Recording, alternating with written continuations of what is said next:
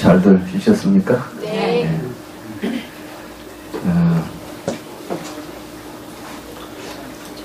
지난번에도 이제 우리 카페에 어떤 분이 질문하시기를, 내 강의를 들어보니까 마음에서 세상이 나오고 나와 세계가 둘이 아니다, 뭐 이런 이야기를 하는데, 아무리 생각해봐도 이미 내가 이 세상에 오기 전부터 우주가 있고 세계가 있고, 이건 다 과학 이야기하고 그런데 도대체 납득할 수가 없다, 이런 말씀을 하셨어요. 지금 이제 제가 하는 이야기도 그렇고 부처님께서 우리에게 말씀하시는 것도 그렇고, 이 일체 유심조다, 그러면 내 마음만 있고 다른 건 없다, 뭐 이런 식으로 생각하기가 쉬워요. 그렇죠? 근데 그런 이야기를 하려고 하는 게 아니고, 지금 우리들이 가지고 있는 생각이 잘못된 생각을 가지고 있다.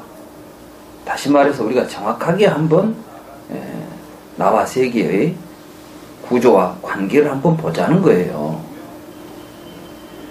그렇게 되면 수억 년, 수만 년 된 이 지구나 우주 역사가 이게 없다고 부정하려고 하는 것이 아니라, 자, 그것이 어떤 모습으로 그렇게 있었는가, 이걸 이제 알 수 있는 거죠.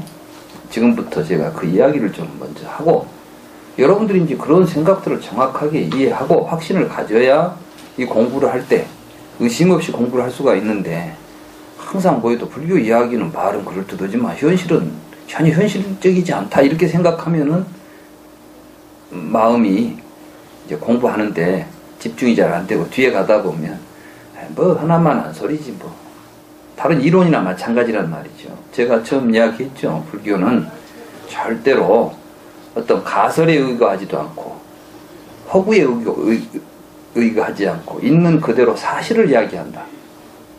불교는 여실직이요, 있는 그대로 보자는 거죠. 부처님은 지금 우리에게 강조하는 게 뭐냐면 있는 그대로, 사실 그대로 보라는 거예요. 우리는 사실을 못 보고 산다는 데 문제가 있는 것이다. 아까도 그랬죠. 사실은 이름 없으면 태어난다는 말이 있을 수 있겠어요, 없겠어요? 우리는 그런데 지금까지 생을 어떻게 봤어요? 그냥 세상은 모든 것이 다 생기고 없어지고 그런 게 봤죠. 근데 사실은 생긴다는 말 자체가, 무엇라는 존재가 없으면 생긴다는 말 자체가 없겠죠. 책상이라는 이름이 세상에 있기 전에는 책상이 생길 수 있겠어요, 없겠어요? 책상이 생기기 시작한 것은 책상이라는 존재가 있으면서부터요. 책상이라는 존재는 책상이라는 이름이 주어지면 존재하게 되는 것이죠. 그렇죠? 우리는 존재가 이름과 별개의 것으로 바깥에 있고 거기에 이름이 지가 붙어 있는 걸로 생각했지. 그런데 사실은 그런 게 아니죠. 우리는 이름을 부여하니까 존재가 되는 거예요. 사실 우리가 알고 있는 모든 존재의 개념들은 그런 구조를 가지고 있어요. 그걸 하는 게 우리 마음이 하는 짓이에요. 여기 이제 일단 책상이라는 이름을 붙이고, 뭐 붙이는 게 마음이 하는 짓이죠. 그 마음 가운데서 욕심이 하는 거, 이제 책을 보고 싶으니까 책상을 만들어내는 거예요. 아까 그 우유라는 놈이 맛있어 보이니까 우유라는 존재를 만들어내는 것이고, 요구르트가 먹고 싶으니까 요구르트라는 이름을 붙여놓은 것이지. 세상에 요구르트가 본래 있어요, 없어요? 뭐 요구르트가 있냐 없냐 그러면 또 문제가 복잡해. 이제 오늘 없는 요구르트를 있다고 한 것이냐, 그게 아니지. 그걸 공이라고 하는 거예요. 공. 요구르트는 공이다. 그 말은 뭐냐, 우리가 요구르트를 먹고 싶어서 붙여놓은 이름으로 있지, 그렇다고 해서 우유가 변해가지고 요구르트 상태를 이루고 있는 그 요구르트가 없다는 이야기는 아니잖아요. 그죠? 근데 이제 불교를 지금까지 여러 가지 설명하고 연구하시는 분들은 이제 보면 이러한 불교의 핵심적인 그 구조를 잘 이해를 못하기 때문에 말로 어떻게 이제 있다 없다 공이라는 말을 설명해 보려고 해. 있지도 않고 없지도 않다. 그러면 있지도 않고 없지도 않은 건 여러분들은 상상할 수 없어, 사실은. 왜냐하면 세상에는 있지도 않고 없지도 않은 것은 없으니까. 왜냐하면 여러분들은 모든 걸 인식할 때 있다 없다는 두 개의 패턴을 가지고 이해해요. 그러니까 그 패턴에서 벗어난 것은 여러분들은 이해가 안 되는 대목이야. 근데 사실은 있다 없다는 것이 객관적 사실이 아니라 우리가 주관적으로 설정해 놓은 구조들이라는 것을 모르고 봐버리니까 항상 있다 없다는 것을 객관적으로 설명해내려고 하면 되겠어요 안 되겠어요? 그러니까 여러분들이 불교의 공사상 이야기하라 하면은 누구한테 가서 들어봐도 결론은 똑같아요. 알아먹든 못하겠다. 근데 하도 열심히 오랫동안 이야기하니까 참 훌륭하고 심화해서 내가 못 알아들었지. 참 저분은 훌륭하신 분이구나 이렇게 생각을 하겠지. 그 이제 자기도 속이고 남도 속이고 같이 속는 거예요. 모르겠어. 아니면 아니요. 그럴 리가 없어. 나는 모르겠어. 이렇게 해야 돼. 나를 알아들 때까지 설득하시오. 이렇게 여러분들이 나와야 된다고. 저하고 이제 같이 공부하시면서 추호라도 의심이 있으면 끝까지 물고 늘어지세요. 왜 그럽니까? 그건 누구나 깊이 성찰해서 정확하게 이해하면 누구나 다 명확하게 이해할 수 있는 것이 불법이지. 어떻게 근기가 높은 사람만 이해할 수 있는 건 아니에요. 할머니도 할 수 있고 할아버지도 할 수 있고 맑게 알아먹으면 꼬망이들도 알아들을 수 있는 이야기라니까. 불교 이야기는 정확한 이해를 하게 되면 누구나 할 수 있는 이야기예요. 이것이 삼약삼벌이에요. 그러니까 깨달음은 누구나 얻을 수 있는 것이지 특별한 사람만 얻을 수 있는 것이 아니에요. 어떤 사람은 이 생에서 내가 깨닫지 못하더라도 중생 먼저 제도하겠다 이런 이야기를 하는데 무슨 소리요 그 소리가. 이 생에서 못 깨달으면 다음 생에서도 못 깨달아요. 그러니까 우리는 부처님 법을 통해서 지금 불교를 시작했으면 깨닫고 가겠다는 생각을 가지고 하고 또 누구나 깨달을 수 있고 멀리 있지 않다는 것을 알고 공부를 하셔야 되겠다. 이런 이야기입니다. 그럼 먼저 이제 나와 세계의 관계에 대해서 한번 살펴보도록 하겠습니다. 이것은 제가 여러분들에게 이론으로 설명하려고 하는 것이 아니라 우리가 이제 관찰해 보자는 거예요. 우리 자신을 잘 살펴보자는 겁니다. 불교는 항상 공부가 그렇게 돼 있어요. 어떤 이론을 가지고 개념적으로 설명하지 않습니다. 그러다 보니까 말이 만들어진 것이지.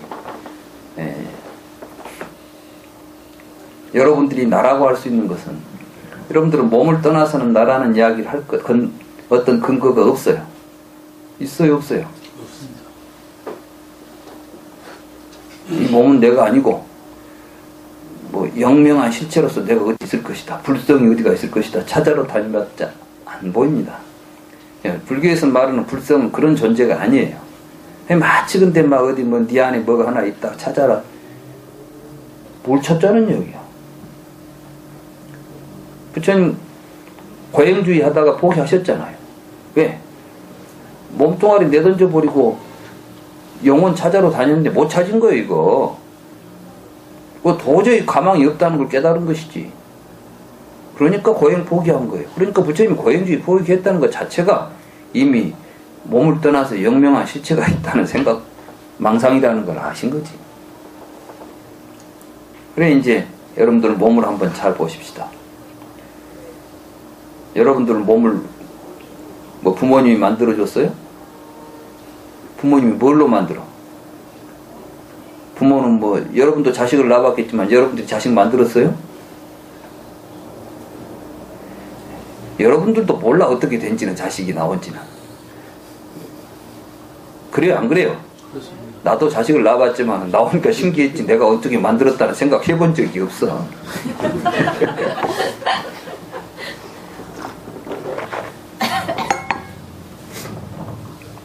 중요한 것은 여러분들 현재의 몸은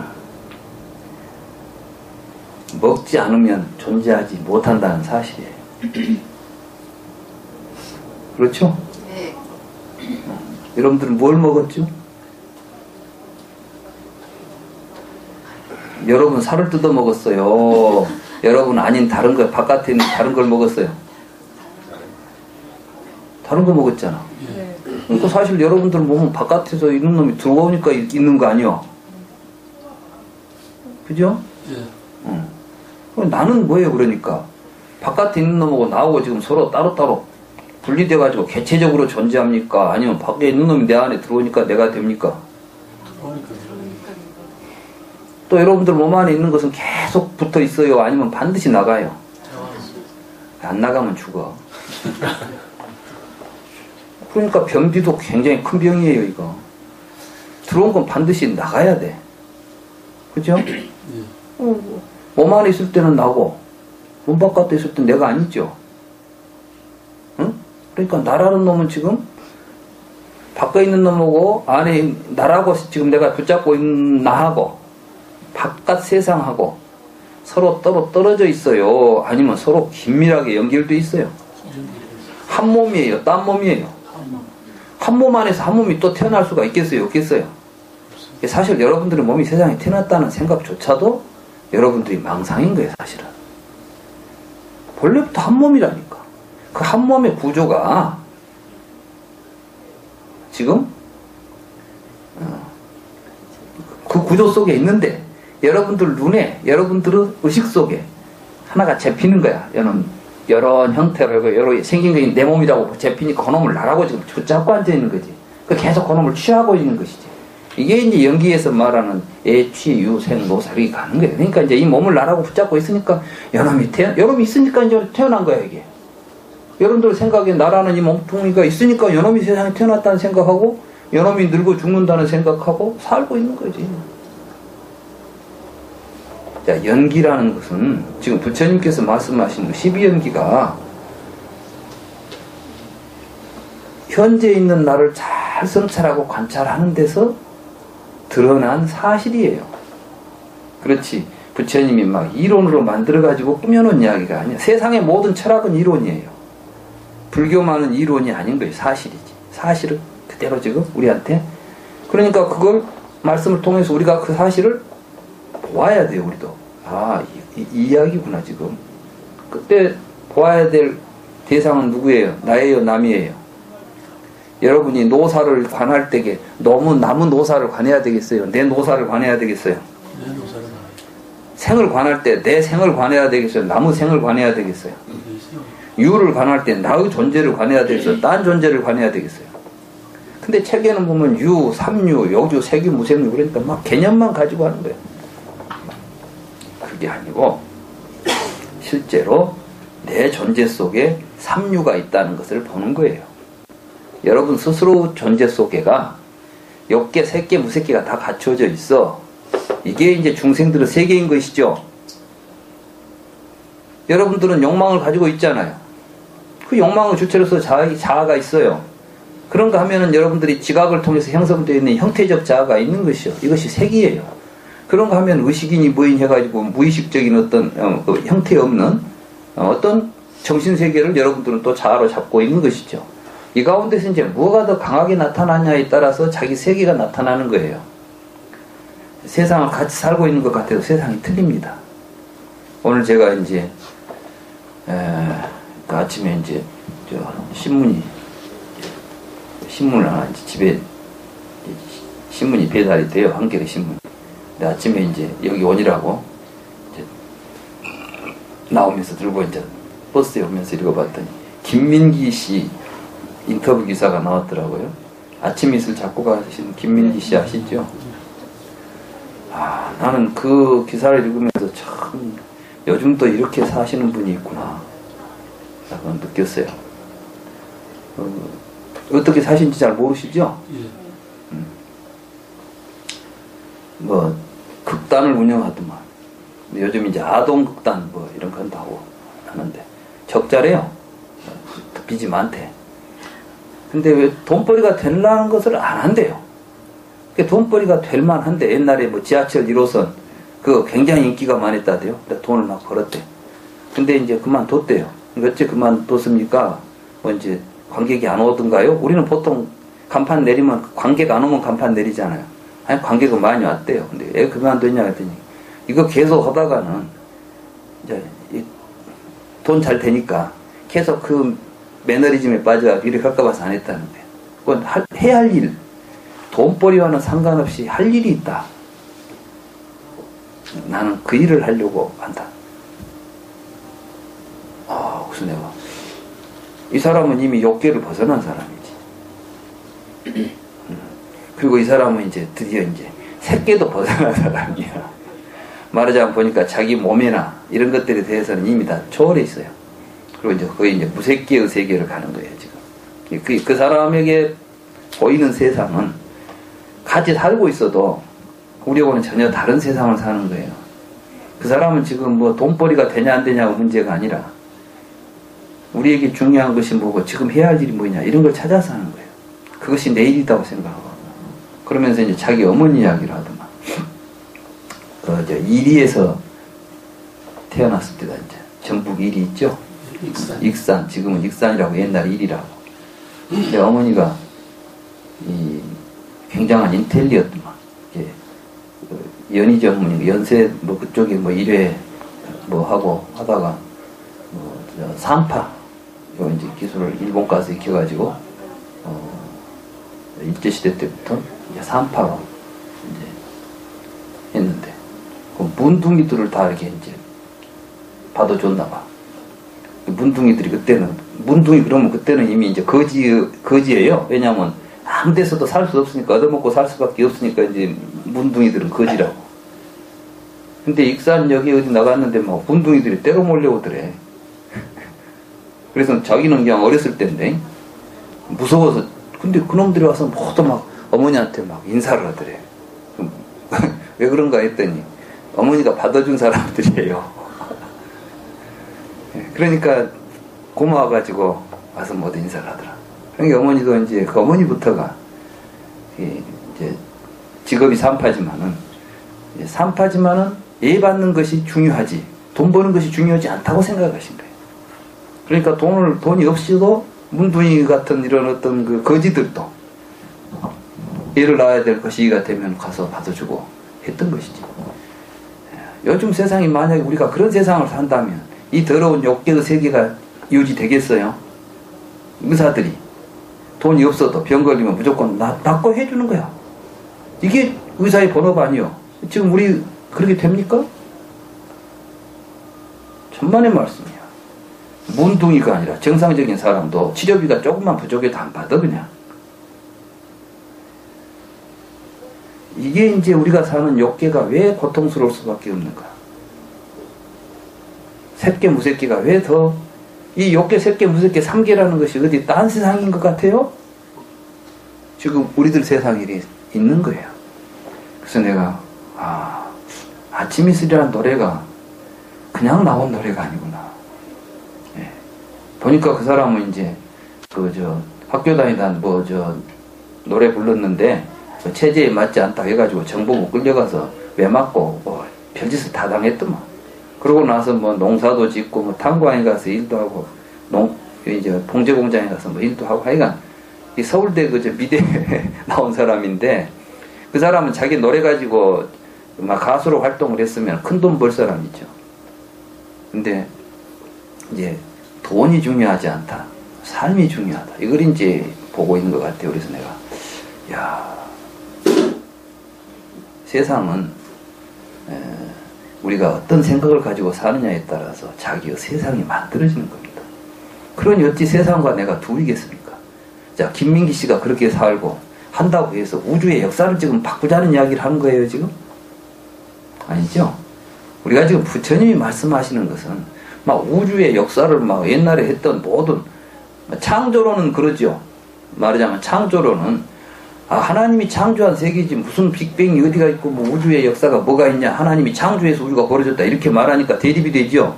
그러나 불교에서는 우주의 역사는 과학에 증명하는 것은 그대로 있는 그대로를 이야기하려고 하니까 그 중에서 살고 있는 우리들의 삶의 세계를 또 있는 그대로 이야기해야 되는데 자연과학이 우리들의 삶의 세계에 대해서 한마디로 할 수 있습니까 없습니까? 우주의 역사가 진화론이 됐든 뭐가 됐든 간에 빅뱅 이론이 됐든 간에 그것이 우리의 삶에 지금 현실적인 우리의 삶에다가 직접 너는 그러니까 이렇게 살아라 저렇게 살아라는 말 안 하죠.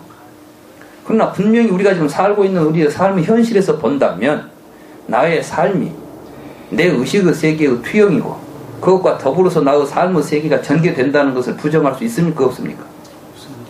이것은 우주의 역사만큼이나 분명한 진실이고 사실인 것입니다.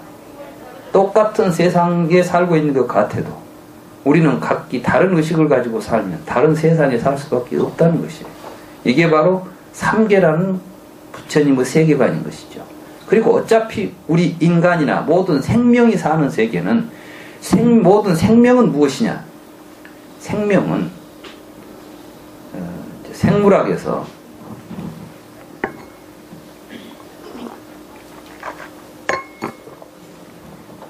기존에 이제 생물에 대한 이해가, 생명에 대한 이해가 기존에는 생명체라고 이해를 했어요. 그러니까 생명이라는 것이 뭐 하나 있다고 봤어요. 우리는 생명을 가지고 있는 존재가 생물이요. 무생물은 생명을 가지고 있지 않은 존재가 무생물이고. 그렇죠? 그러면 생물이 무생물 될 수 있겠어요? 없겠어요? 무생물이 생물 될 수 있겠어요? 없겠어요? 안 되겠죠? 근데 사실은 돼요. 여러분들이 먹은 밥은 생물이에요? 무생물이에요? 산채로 못 먹잖아. 다 죽어서 먹지. 그죠? 근데 여러분들 몸에 들어오면 그것이 생명이 됩니까? 안 됩니까? 되잖아요. 그렇다면 우리가 지금까지 생물과 무생물이라고 개념적으로 구분해놨던 모순 관계가 실제로는 모순 관계입니까? 아니면 같은 하나의 구조입니까? 무생물 없이 생물이 있겠어요? 없겠어요? 여러분들 나무에다 거름도 안 주고 물도 안 주면 나무가 존재하겠어요? 안 하겠어요? 나무는 생명입니까? 아닙니까? 생명이 있죠? 그 생명이 유지되려면 생명 아닌 것들이 있어야 생명이 유지된다 이 말씀이에요. 근데 우리는 마치 생명과 무생명을 따로 구분해놓고 생물인 것 생물 아닌 걸로 구별해가지고 세상을 이해하니까 항상 모순 이런 잘못된 사고에 젖어 있는 겁니다. 그러니까 여러분 자신도 이제 나는 살아있다. 내 생명은 어디로 갈까 죽은 뒤에. 이런 생각하는 거예요. 사실을 있는 대로 보세요. 여기서 여러분들 생각대로 보지 말고 있는 그대로 보는 것이 불교입니다. 그래서 이제 생물학에서는 생명이란 무엇인가? 마음이 곧 생명이다. 이렇게 나와요. 이 마음은 무엇이냐? 그럼 마음이라는 놈도 이제 실체가 있는 것처럼 보이죠? 마음이란 무엇인가는 인지기능이라고 그래요. 인지기능은 무엇이냐면 모든 생물들은 환경을 인식할 수 있다는 거예요. 환경을 인식할 수 있다는 것은 무엇이냐면은 내 바깥에 저것이 내 생명을 유지해 가는데 필요한 것인가 필요 없는 것인가를 분별해 내고 거기에 대해서 반응할 줄 알아요. 그러니까 아무리 미개한 생물이고 아무리 원초적인 생물이라 할지라도 살아있는 것은 반드시 환경을 이해하고 그 환경을 적응해서 자기의 삶과 연결시키고 있어요. 이걸 보고 이제 인지기능이라고 그래요. 그래서 이제 결국 마음은 인지기능이다 이렇게 보는 거죠. 그러니까 식물도 인지기능이 있으니까 살아있는 거예요. 박테리아도 크고 작은 모든 생명체들은 전부 다 인지기능을 가질 때 살아있다고 말하는 겁니다. 그러니까 이제 살아있다는 것은 뭐죠? 뭘 알고 보고 있다는 동사적인 개념이지 명사적인 개념이 아닌 거예요. 그래서 이제 린 마굴리스라고 하는 미국의 생물학자가 생물이란 생명이란 무엇인가라는 책을 또 썼어요. 제가 이제 생명에 관심이 많아가지고 전에 그 불교의 생명관이라는 내가 이제 그 글을 한번 쓰기 위해서 도대체 생명에 대한 이해가 어떤 식으로 지금까지 전개되고 있었을까 이런 걸 이제 보기 위해서 책들을 좀 읽었어요. 그때 보니까 미국의 그 칼 세이건하고 같이 생활했던 같은 그 한때 결혼해서 살다가 이제 서로 헤어졌어요. 그래서 그 아들이 또 뭔 세이건이 그 책은 이제 아들하고 공저로 돼 있어. 그런데 그 책에 보니까 생명은 동사인 것 같다. 이런 표현이 나와요. 그러니까 지금까지는 생명체라고 하는 명사적 구조로서 어떤 존재를 생명으로서 이해하려고 했는데 그런 식으로 이해할 수 있는 생명체는 전혀 우리에게 발견되지도 않고 존재하지도 않는다는 것이죠. 그러니까 생명은 동사적으로 존재한다는 것은 뭐예요? 생명이 있으려면은 동사는 뭐가 동사인지 아십니까? 명사는 개별적으로 존재하는데 동사는 혼자는 동사가 안 돼. 여러분이 동사가 되려면 여러분이 뭘 움직여야 되죠. 여러분들이 간다 그러면 여기서 저리 가야 돼. 그러니까 결국 무엇을 의미하냐면 내가 있으면 동사가 안 되는 것이요. 불교의 무아와 공은 동사란 뜻이에요. 세상은 동사적이지 명사적이지 않다는 의미를 불교적으로 표현하면 공이라고 표현한 거예요. 그런데 여러분들은 공을 존재의 명사적으로 이해하려고 하니까 공을 이해하려고 하는 순간 모순에 봉착하는 거야. 있다 그러면 없다가 되고 없다 그러면 있다가 되니까 있지도 없지도 않은 걸 생각하니까 머리 아프지 이제. 근데 어차피 있지도 없지도 않은 것은 없는 것이죠. 그래서 제가 이런 이야기는 이제 어디서 들어보지 못하셨을 거예요. 왜냐하면 제가 스스로 공을 이해할 때 지금까지 명사적으로 이해하다가 한계에 부딪혀가지고 동사적으로 이해하면서 불교의 연기 이런 게 전부가 다 지금 이 세상을 동사적으로 파악하는구나. 이제 문법적으로 표현을 하자면 이런 생각을 갖게 됐어요. 그래서 제가 이제 중론이라는 책을 지금 이제 번역은 해놨는데 이제 그 책에 제가 주석을 붙여야 돼. 왜냐하면 번역만 해가지고 사람들이 이해가 잘 안 되니까. 그래서 이제 그 중론 책에 지금 붙일 이름을 전에 한번 그랬어요. 존재는 동사다. 이렇게. 존재는 명사적인 구조가 아니다. 동사다. 중론에서 하고자 하는 이야기가 존재는 동사다라는 이야기를 하는 거예요. 그런 관점을 떠나서 중론을 해석하면 절대로 중론이 해석이 안 돼요. 그러니까 말 가지고는 해석 안 된다니까. 왜냐하면 말은 전부 명사, 동사 구조를 같이 가지고 있거든. 그러니까 명사 나오면 명사로는 우리가 알고 있는 명사로만 봐가려고 하니까 어려운 거예요, 이게 공부가. 지금 세계를 보는 우리들의 시각 자체가 지금 변해야 된다. 우리는 명사 중심적으로 세상을 보죠. 근데 부처님이 깨달은 것은 세상은 명사적 구조가 아니라 동사적 구조라는 거라. 그러니까 업보는 있으나 잡자는 없다. 업보는 동사적 구조고 잡자는 명사적 구조인 거예요. 제가 항상 그런 이야기를 했죠. 흘러다니면 구름이라고 부르고 내리면 비라고 부르고 땅을 흘러가면 강이라고 부른다. 그러죠? 그러니까 강과 비와 구름은 그것이 구름이게 한 것이 무엇이 구름이에요? 구름이라는 존재가 있어가지고 떠다닙니까? 흘러다니니까 구름이라고 부릅니까? 그러니까 구름의 본성은 뭐예요? 동사예요? 명사예요? 동사잖아요. 동작이 틀리잖아. 하늘을 떠돌아다니고 있으니까 위에서 막 밑으로 떨어지고 있으니까 비, 땅바닥을 흘러다니고 있으니까 강 이렇게 부르죠. 그러니까 여러분의 존재도 이제는 동사적으로 이해해야 된다니까요. 너는 누구냐 그러니까 명사적으로 이해하려고 하니까 답이 안 나왔어. 근데 동사적으로 이해해보세요. 그러면 답이 나와. 여러분이 지금 거짓말하고 있으면 누구야? 그래, 나는 거짓말쟁이야. 도둑질하고 있으면 나는 도둑놈이고. 그죠? 이게 존재라니까. 그럴 때 이런 동사는 사실은 하늘에 떠다니려면 구름이 혼자만 있어가 되겠어요? 떠다녀야 되겠어요? 떠다니려면 뭔가 움직이니까 저 아닌 것과 함께 같이. 이 모든 것들이 서로 같이 관계 속에서만 동사는 일어나는 거예요. 그죠? 관계를 떠나서 존재할 수 없어. 이게 모든 존재의 실상이에요. 그러니까 동사다.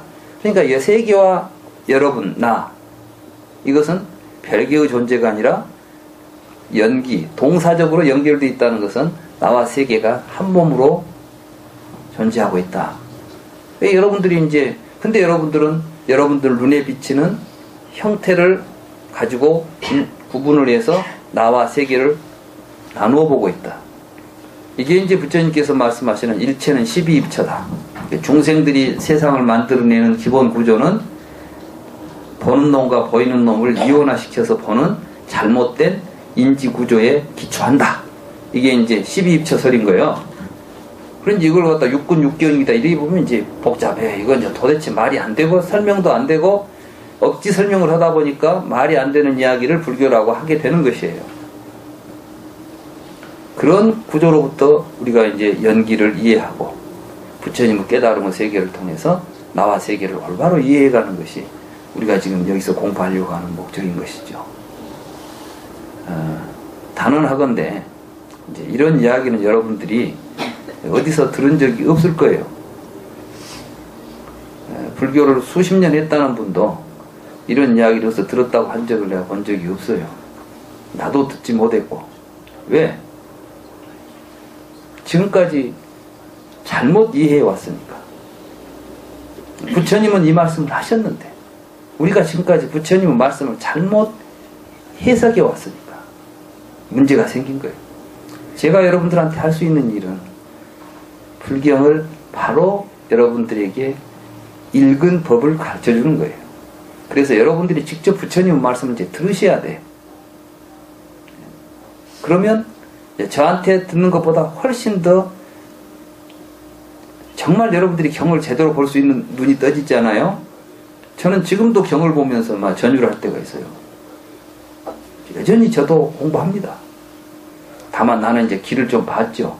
여러분들보다 좀 먼저 본 것이에요. 그래서 여러분 본 만큼 이렇게 보니까 길이 보이더라. 다른 식으로 보니까 이게 도대체 무슨 말인지 모르는 이야기가 이런 식으로 보니까 좀 확연하게 이해가 되더라. 이걸 내가 여러분들한테 지금 강의를 통해서 이야기하는 것 아니겠습니까? 그래 이제 우리는 먼저 나와 세계가 절대 분리된 구조가 아니라는 것만은 아셔야 돼요. 그죠? 여러분 몸만 봐도 그렇잖아요.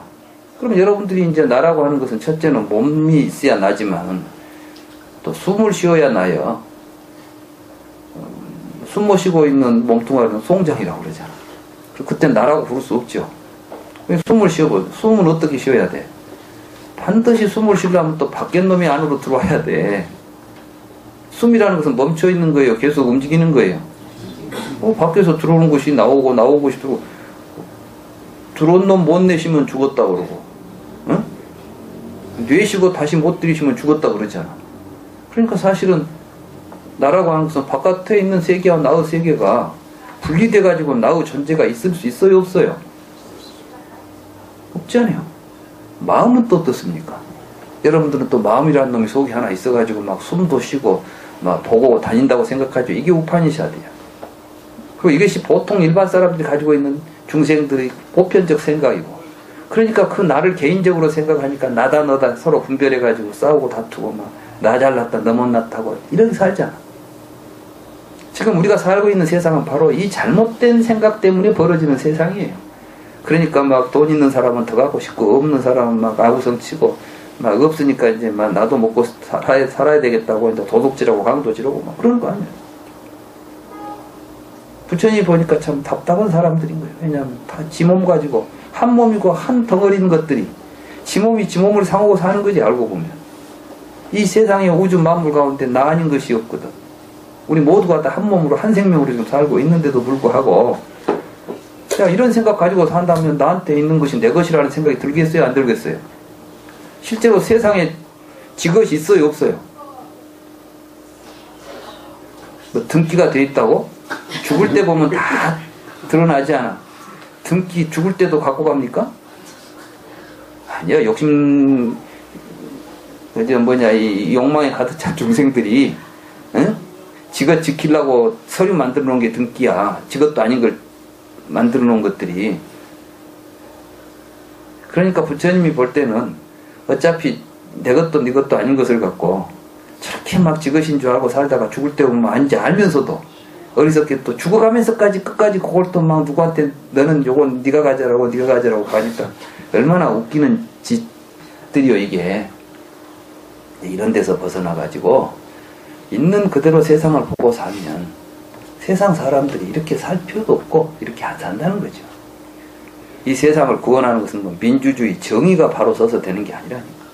그래 보니까 부처님께서는 이러한 존재들이 살아가면서 살아야 될 가장 중요한 가치, 이건 자비더라는 거예요. 자비. 세상에 가장 사랑하는 것이 자기예요. 그렇습니까? 안 그렇습니까? 근데 자기를 정확히 보니까 자기 아닌 것이 있어요, 없어요? 그러면 세상에 사랑 못할 것이 있어요, 없어요? 그러니까 모든 것을 다 내 몸처럼 볼 수밖에 없으면 이걸 보고 동체자비라고 그래. 그래, 동체자비를 이제 실현하고 살자. 그러니까 이제 우리는 정의로운 사회, 이거 아주 못된 사회예요. 왜냐하면 정의로운 사회는 실질적으로 구현될 수 없는 사회예요. 그러니까 정의로운 사회를 이야기한 사람들은 대개 보면 이제 한정적이거나 또는 사기꾼이거나. 옛날에 민주정의당이 정말 정의로운 사회를 만들었습니까? 나라까지 도둑질해 먹은 사람들이 만든 당이 민주정의당입니다. 전두환이 만든 당이 민주정의당 아니야? 어? 이게 무슨 놈의 정의야? 정의라는 것은 힘 있는 놈이 힘쓰는 게 정의인 거예요. 왜? 정의라는 것은 개인주의의 기초에서 나와요. 모든 존재는 개인적인 욕망의 주체다. 이제 알고 정의를 이야기해야 돼. 내가 뭐 어디 어디죠? 하버드에 뭐 누가 와가지고 막 정의란 무엇인가 하니까 사람들이 난리를 와. 읽어보도 않을 책을 엄청 샀다더만.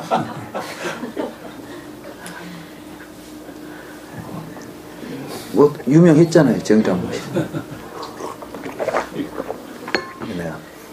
사람들은 막 하버드 이야기만 나오면 막 우리 한국 사람들은 미치더만.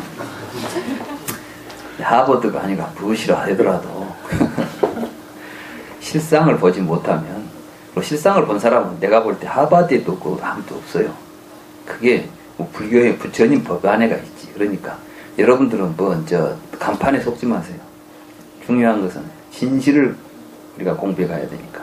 그러니까 이 법당은 하버드보다 훨씬 더 정말 저는 하버드가 안 바꾸고 싶어요. 여기서 여러분들은 하버드 유학생들보다 훨씬 더 중요하고 가치 있는 공부를 하고 계신 거예요. 그런 자부심 가져야 돼요. 나도 그런 자부심 가지고 학교에서 강의하고 있어요. 나는 내가 내 강의실에서 강의할 때 나는 이 세상에서 가장 멋진 강의를 내가 한다. 내 강의는 어디 가서도 누구한테도 뒤지지 않은 훌륭한 강의를 나는 한다. 이런 자신감을 가지고 학생들한테 해요. 우리는 그렇게 살아야 되고, 어차피 세상의 주인이 난데 누구한테 꿀리고 살지 말라니까. 우리 스스로가 다 주인으로 살아야 되니까. 불교는 이거 공부하자는 거예요. 왜 이제 정의라는 것이 그 학자들이 이미 한 이야기예요. 왜냐하면 정의라는 것은 공정한 분배를 하자는 것이에요. 이제 분배를 하자는 것은 뭐냐면은 어차피 너는 너고 나는 난데, 쉽게 말하면 여기 빵 한 조각 여기 있는데 이놈을 나눠 먹자는 거예요. 지금 근데 똑같이 나눠 먹자가 정의예요. 그죠? 그러니까 이제 이걸 나누는 데 필요한 게 저울이 필요해요. 그러니까 정의의 여신이 이제 저울을 들고 있는 거예요. 한쪽에는 칼을 들고 있죠. 왜 칼을 들었겠어? 어떤 놈이 더 먹으려고 하면 이제 못 먹게 하려고. 공정하게 나눠 먹는데 어떤 놈이 공정하지 않으려고 하면 이제 그때 정의의 칼이에요, 이것이. 그러니까 이 정의라는 말이 굉장히 중요한 것 같아도 정의의 여신이 들고 있는 두 가지 물건을 보면 정의가 정확하게 규정이 되는 거예요. 히랍에서 나온 말이에요. 히랍은 어떤 나라냐? 바로 이 그리스의 그 아테네라는 나라. 이 아테네라는 나라가 도시국가예요. 도시국가는 또 어떤 국가냐? 우리는 국가부터 좀 잘 알아야 돼요. 세상에 나라가 똑같은 나라 아니에요. 우리나라하고 이 외국하고는 국가가 구성되고 역사가 흘러온 그 역사가 틀려. 그러니까 나라가 틀리고 사람이 틀리다는 걸 알아야 돼요. 근데 우리는 지금 그런 건 전혀 무시해버리고 국가 그러면 똑같아요. 미국하고 한국하고 똑같은 국가 형태인 줄 알아. 참만의 말씀. 미국은 오만 잡동생이들이 가서 살던데, 그 동네는 솔직히 미국 가서 처음에 살던 사람들이 살만한 사람들이 갔겠어요? 쫓겨간 사람들이 갔겠어요? 살인범들 해가지고 이제 저기서 살다가는 잡히면 죽을 놈들이 아이고 이제 살자 어쩌 해가지고 죽기 살기로 가서 산 거야. 그러니까 그 역사를 보세요. 막 그 서부 영화 보면 총 들고 다니면서요. 막 총 잘 쏜 놈이 최고잖아. 그걸 또 오늘 또 막 웨스턴이다 해가지고 막 멋지게 막 존웨인이 나와서 막 총 쏘고 다니면 멋지다고 막 볼 때는 야만의 극치예요, 그게. 그게 지금 세계 전체를 이제 카우보이가 이제는 항공모함 들고 돌아다니면서 세계를 누비는 게 미국만 하고.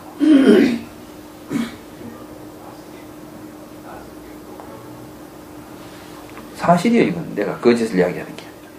근데 오늘 그게 이제 대단해 보이는 게 왜 그래? 힘이 있으니까. 그 문화의 뿌리가 히랍이에요. 많은 사람들이 막 히랍 오면 막 열광을 하더만. 저도 처음에 막 이제 대학에 가서 막 히랍 철학부터 시작하고 막 모든 학문의 아버지들은 다 히랍에가 있는 거야. 철학의 아버지, 과학의 아버지, 수학의 아버지, 모든 아버지가 다 거기. 그렇잖아요? 그건 나는 뭐가 대단한 줄 알았어. 근데 이제 정말 내가 이제 불교를 공부하면서 이런 실상에 대한 이해를 하면서 그러니까 지금 이 모양이 됐구나. 그게 뭐냐면 도시라는 데가 본래 이제 인간은 도시에서 출발한 종족들이 아니야. 이게 우리 인간은 본래 어디서 시작하냐면은 인간은 개별적으로 존재하지 않은 존재들이었어요. 그러니까 세상에서 모든 생명체 중에서 제일 결함이 많은 생명체가 인간이에요.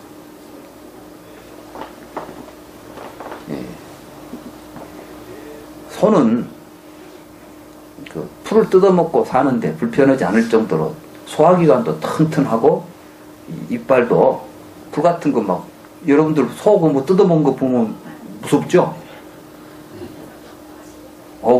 이런 풀을 혀를 한번 싹 기다고 쫙 하면 그냥 싹 먹어버린다고? 근데 또 그 집 있잖아요, 집. 여러분들은 집 먹고 살겠어요?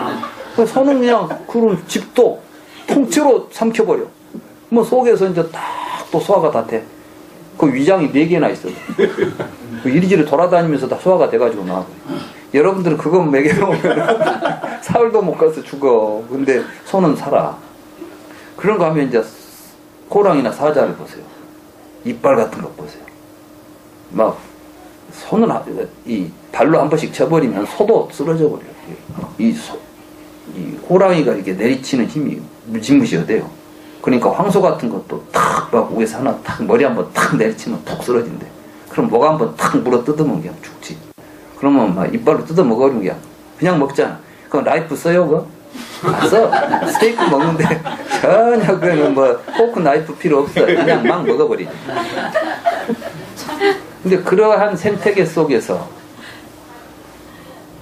인간이 그들을 지배하게 됐어요. 그랬죠? 어떻게 했을까요? 사실은 인간은 이빨을 보면 이게 초식도 좀 초식할 수도 없고 육식할 수도 없어. 이게 좀 애매하잖아요. 이게 애매해. 그런데다가 이게 손이 이것이 이걸로 여러분들이 소 한번 때려보세요. 소가 팔이나 잡지가 갖고는 별로 쓸모가 없어 이게. 근데 그래서 이제 인간들은 살면서 식구가 되잖아요. 근데 이제 대개 다른 동물들은 키우면 쫓아버려. 그러니까 이제 따로 살아요. 뭐 강아지들이 뭐 할아버지 할머니 뭐 같이 살 거다. 그래 안 해. 그러면 전부 따로 살아. 근데 사람은 절대로 따로 안 살라고 그래. 왜? 따로 살면 죽거든. 혼자 돌아다니면 죽어 이건. 이게 사람은 혼자 갈 때 무섭죠. 여러분들은 왜 혼자 있으면 무서운지 아세요? 이게 인간의 종족이 갖고 있는 오래된 역사예요. 말하자면 혼자 있으면은 언제 어떤 놈한테 먹혀 죽을지 모르는 게 이게. 근데 이제 여럿이 있으면은 안 돼. 이게 여러분들은 많이 있을수록 힘을 얻어. 그래요, 우리 안에요. 그러니까 여러분들은 이제 군중 심리가 있잖아. 그래가지고 여러 사람이 함께 움직이면 같이 가버려요. 이거는 인간에게 있어서 본능적인데 이 본능이라는 것이 어떻게 만들어지느냐. 역사를 통해서 이게 더 업보라니까. 인간은 그렇게 살았어. 그러니까 함께 있을 때 힘이 생기는 거예요. 이 강의도 두세 명 앉아서 그렇게 하고 있습니다. 하는 나도 재미없고 듣는 여러분도 재미없어요. 그렇죠? 근데 만약 여가 한 500명 앉아 있잖아요. 이 강의는 더 여러분들에게 깊은 힘을 줘요. 5만 명이 내 강의를 이렇게 듣고 있다고 하면 여러분들은 확신에 차버려요. 그래서 막 아마 내 강의 듣고 막 울고 불고 막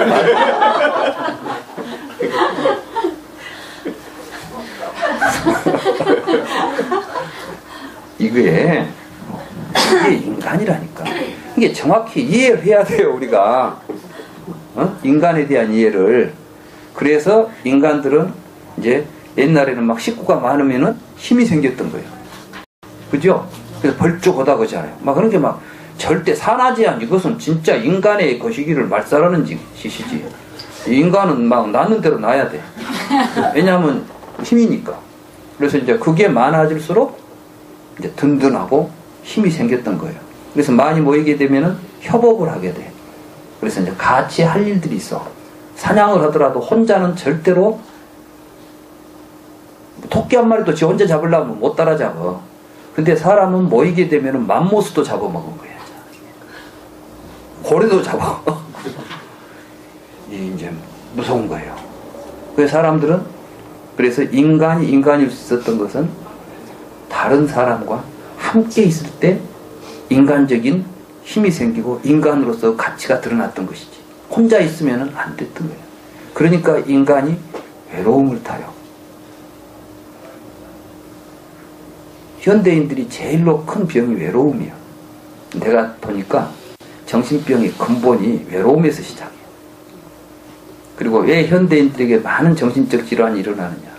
바로 인간의 가장 기본적인 함께 해야 되는 이 구조가 무너져 버리면서 이걸 만들어낸 게 뭐냐? 개인주의라고. 그렇죠? 이 개인주의가 어디서 출발하냐면 도시에서 출발하는 거예요. 그러니까 도시에서 살면 아무리 잘 살아도 재미가 없어 이게. 서울이 이렇게 복잡하게 살고 있어도 이 속에서 얼마나 많은 고통들이 일어납니까? 사실은 제일 돈 많이 주고 살면서 가장 고통스러운 삶을 살아. 그러니까 가장 어리석은 사람들이 알고. 그건 우리 사실을 이야기해보자고요. 사실을. 이제 지금 돈 가치 갖고 이야기하지 말고 돈은 우리 행복하고 별로 상관없다니까. 돈이 많냐 적냐 갖고 행복하고 불행한 것 아니에요. 예수님도 말씀하셨잖아. 부자는 절대 천국 못 간다고. 왜냐하면 돈 많은 놈은 절대 행복 못하다 그 말이야. 망고의 성인들이 한 이야기예요. 근데 여러분들은 지금도 부자 되고 싶지 않아. 그죠? 그래. 이제 생각을 좀 바꾸세요. 행복해지려고 하지 부자 되려고 하지 마세요. 돈은 있건 없건 행복은 가능하니까. 꼭 부자는 안 된다는 이야기는 아니에요. 부처님은 그 대신 부자는 천국 못 간다는 이야기는 안 했어. 뭐랬냐면 부자가 공덕을 많이 지을 수 있다. 부자가 보시를 잘할 수 있다. 그러니까 천당 가기도 쉽다. 그 이야기를 했어 부처님은. 그 이야기는 뭐냐면 돈만 갖고 있었고는 안 된다 그 말이지. 돈 가진 자한테 잘 써라. 이런 이야기를 하신 거 아니겠어요?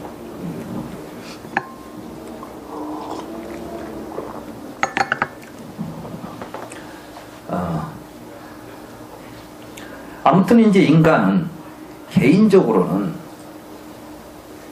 인간일 수 없는 거예요. 근데 히라비 그 당시 이제 도시국가를 중심으로 해서 이제 상업을 중심으로 하는 나라예요. 그리고 그곳이 이제 지정학적으로 보면 지중해를 끼고 있어가지고 온갖 그 무역이 성행했던 곳이요. 이오니아 지방 뭐 이런 데가. 그러니까 이제 지중해 연안이 그러다 보니까 상업이 발달하고 개인주의가 발달했어요. 그래서 보통은 국가가 어떻게 만들어지냐면 시족, 부족 이런 식으로 나라가 만들어지게 돼요. 왜? 식구들끼리 같이 살다가 이 식구 저 식구가 이제 혼인을 통해서 서로 연결이 되면 시족이 돼. 그러겠죠? 그러니까 또 이제 이 시족 저 시족 같이 그 후굴에서 같이 사람들끼리 이제 같은 언어와 문화를 가지고 이제 부족이 되는 것이요. 그래서 시족, 부족 이런 것은 혈연 관계를 기본으로 해서 만들어지는 국가들이에요. 그게 지금 가장 전통적으로 가장 순수하다고 할 수 있는 씨족 부족들이 잘 모여 있는 데가 대한민국이야, 이게. 우리는 전부 보면 아마 여러분들이 족보를 켜보면은 친척 안 된 사람이 한 사람도 없을 거예요. 지금 여러분하고 저거 지금 전혀 딴 사람 같죠? 아마 족보를 한 10대만 올라가면 할아버지 할머니 때는 어떻게든 하여간 고모고 뭐도 되고 막 거의 고모 할머니 뭐이 돼갖고 있어 지금. 우리가 지금 족보를 안 따져봐서 그렇지. 그러겠죠? 그래서 우리는 동질감이 있는 거예요. 그러니까 우리는 우리 식의 정치 구조와 우리 식의 나라를 꾸려가는 구조를 우리가 찾아내고 그걸 가지고 가야 돼. 근데 우리는 지금 뭘 하고 있냐? 서구에서 들어온 법질서 이런 것들, 정의를 기반으로 하는 모든 것들을 갖다 집어 넣어버렸어요. 그러니까 이제 기존에 있던 우리 고유의 문화와 우리가 가지고 있었던 매우 중요한 국가적인 가치나 요소들 이런 것들이 지금 와해돼 버린 거예요. 우리가 지금 굉장히 혼란스러운 거예요. 우리나라가. 거기에 이제 정의라는 개념이 자리 잡죠.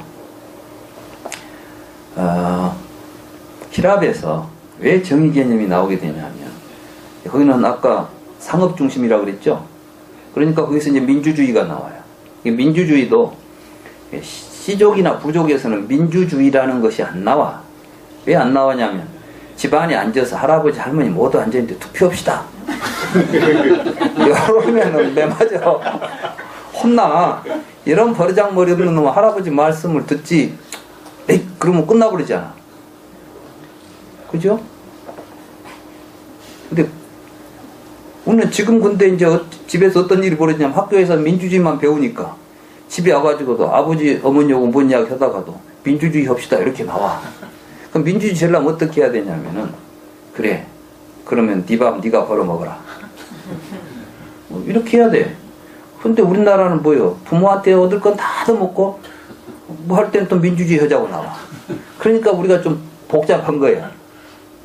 실제로 이제 미국이나 이런 데는 보니까 자식들하고도 관계가 딱 성년 될 때까지는 말하자면 이제 뭐가 되면은 그 새나 짐승들이 이제 지가 밥 벌어 먹고 사냥할 때쯤 되면 나가라 그러잖아요. 이소하잖아. 저 새들도 이소를 하고 동물들도 분가를 해볼잖아요. 그러면 흩어져면 그다음부터는 형제인지도 모르고 살잖아. 사실은 이제 그 구조로 가자는 거야 지금 이게 서구가. 그러니까 서구 문화는 어떻게 보면 이제 인간을 동물적인 인간과는 다른 어떤 자연계 어떤 동물식으로 인간 구조를 지금 짜맞춰 가버리는 거라. 근데 그게 좋다고 지금도 우리도 막 이제 보면 뭐 나이가 어느 때 하면 어떻게 해가지고 해버려야 되겠다 이런 생각하니까. 그러니까 가족은 깨지잖아요. 지금 우리가 좀 복잡해. 우리하고는 맞지도 않은 제도가 들어와가지고 사회가 이제 변해가니까 곤란해요. 아무튼 거기서 이제 왜 정의 개념이 나오냐면 이제 장사하던 놈들이 서로 이제 속여먹고 뭐도 보니까 속여먹지 말라고 한 게 이제 정의 아니요. 누가 속여먹으니까 이제 법의 질서를 만들어가지고 이제 법으로서 이제 법이 정의라는 개념이 거기서 나온 거예요. 법이라는 게. 그러나 이제 이 법이 만들어지는 구조가 그런 도시적 구조하고 전통적인 촌락, 우리가 말하는 이제 어떤 시족, 부족, 이런 구조에서 나오는 구조하고는 다를 수밖에 없어요. 근데 우리는 갖다가 온통 그걸 갖다 자본주의 속에 집어넣어버리니까 모두 개인화 시켜버렸어, 인간들을.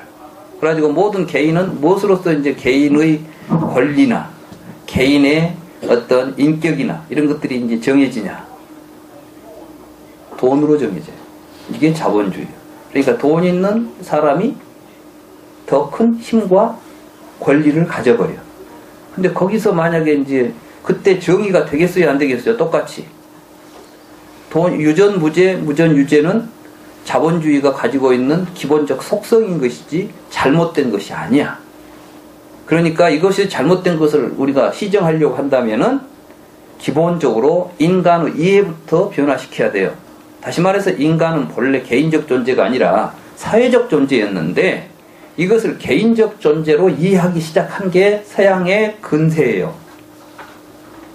우리가 지금 서양 근세 철학 굉장히 지금 근대화, 우리만 조국 근대화 했잖아요.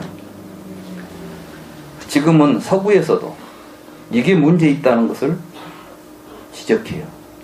내가 한 이야기는 내 개인 이야기가 아니라 여러분들이 이제 존재, 생명의 그물이라고 하는 프리처프 카프라가 쓴 책 한번 읽어보세요. 여기 보면 이제 서구에서 이미 개인주의적이고 이런 원자론적인 이러한 세계관들이 문제가 있다는 것을 이제 서양 사람들이 오히려 더 자각을 해요. 그래서 이제 새로운 시대, 이건 이제 시스템 이론으로 모든 것은 서로 같이 관계를 맺고 있는 관계 구조 속에서 이해해야지 개체적으로 이해해서는 안 된다. 이런 생각을 하는 거예요. 이게 바로 불교예요. 제가 이제 또 불교와 일반 시스템 이론이라는 책을 번역했잖아요. 서양에서 이미 이제 불교를 그런 시스템 이론적으로 이해하면서 불교가 앞으로 미래 사회의 구성 이념으로서 작용할 수 있다. 해야 된다. 이런 이야기를 하는 거예요. 지금 우리가 이 불교 공부하는 것은 간단하게는 우리 개인의 어떤 고통 문제도 이야기가 되지만 더 크게는 지금 사회가 전체적으로 잘못되어 있는 사회의 구조 문제를 불교적으로 우리가 좀 만들어가는 그러한 의식도 좀 가져야 된다. 이런 이야기를 하는 거죠. 그러니까 사실은 개인은 없는데 있지도 않은 개인을 있는 것처럼 상정하고 사회를 만들어간 게 지금 현대 사회라고 한다면 이런 무명과 착각으로부터 벗어날 필요가 있다. 나도 없는데 세계와 내가 개별적으로 존재하지 않는데 마치 내가 있는 것처럼 생각하는 잘못된 인간관도 극복해야 된다. 이 문제가 부처님께서 생사 문제를 해결하고자 했던 문제와 조금도 떨어져 있지 않다. 바로 그 문제였다. 부처님께서 깨달았던 문제는 우리 개인의 문제이면서 사회의 문제인 것이고 인간에 대한 이해, 세계에 대한 올바른 이해가 또 이 정당하지 못한 이해가 우리를 고통으로 몰고 가고 있다고 한다면 우리는 그것을 올바로 깨닫고 이해해가지고 바로 잡아야 된다. 이게 불교다. 이렇게 우리가 이제 공부를 해야 됩니다. 아시겠어요? 네, 그렇기 때문에 이 공부를 여러분들이 이제 그냥 여러분들이 생각한 것 이상으로 지금 이 공부가 의미가 있다는 것을 아셨을 거예요. 그렇죠? 네, 같이 열심히 공부를 해가지고 제가 처음 이제 생각할 때는 이 책을 이번 학기에 싹 봐야 된다 이렇게 생각했는데 우리가 뭐 학교에서 뭐 진도 나갈 것도 아니고 응? 결국은 뭐 끝까지 보면 뭐해요? 이해가 안 된 상태에 넘어가면. 그래서 이제 좀 생각을 바꿨어요.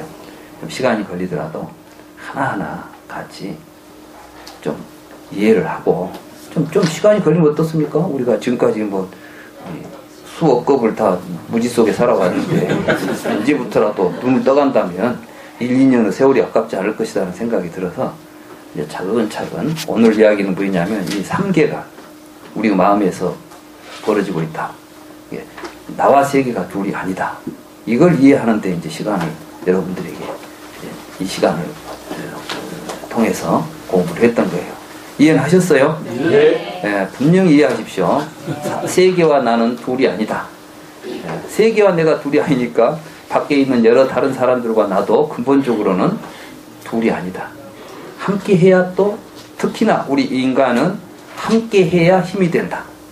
이제 우리는 이런 거 알았으니까 이제 우리 주변에 같이 이렇게 공부하시는 분들끼리라도 주변에 일어난 어떤 일을 남의 일로 보지 마시고 항상 관심을 가지고 하나 함께 길을 가는 길동으로서 서로 같이 자비로운 마음으로 함께 해야 됩니다.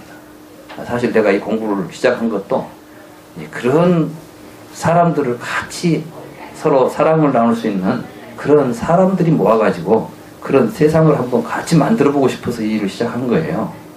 그러니까 우리 같이 그런 세상을 부처님 세상을 꿈꾸면서 또 열심히 공부하시기 바랍니다.